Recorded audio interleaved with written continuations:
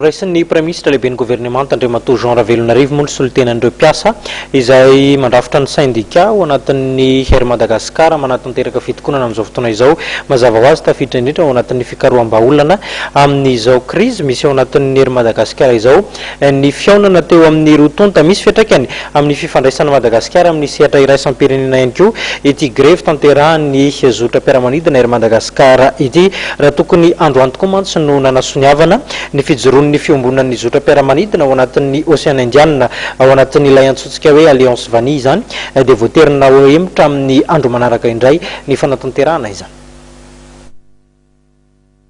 Nahemotra ny telopolo jona ho avy izao ny fanasoniavana amin'ny fomba ofisialy ny fijoroan'ny fiombonan'ny zotra mpiara-manidina eto amin'ny Océan Indien na ny Alliance Vanille.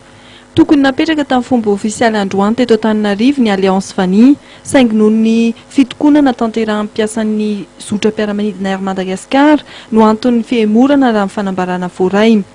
Na dia izany ara dia nisy hatrany ny fivoriana ara-teknika izay nitoto sain'ny mpiambana ao anatin'ny Alliance Vanille.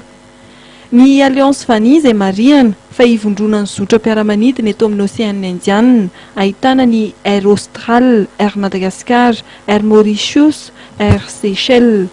Anisan'ny mpikambana ao anatin'ny Alliance Vanille ihany koa ny Nosy Comores izay tsy mbola manana zotra nasionaly hatreto ka ny ministeran'ny fitaterana ny Comoriana no misolo tena ity firenena ity ao anatin'ny Alliance Vanille. Marihana fa ampiroboroboana ny sehatry ny fitaterana anabakabaka ary ny ampitomboana ny isan'ny mpizahatany tonga eto amin'ny Océan Indien no tanjona amin'ny fametrahana ny Alliance Vanille.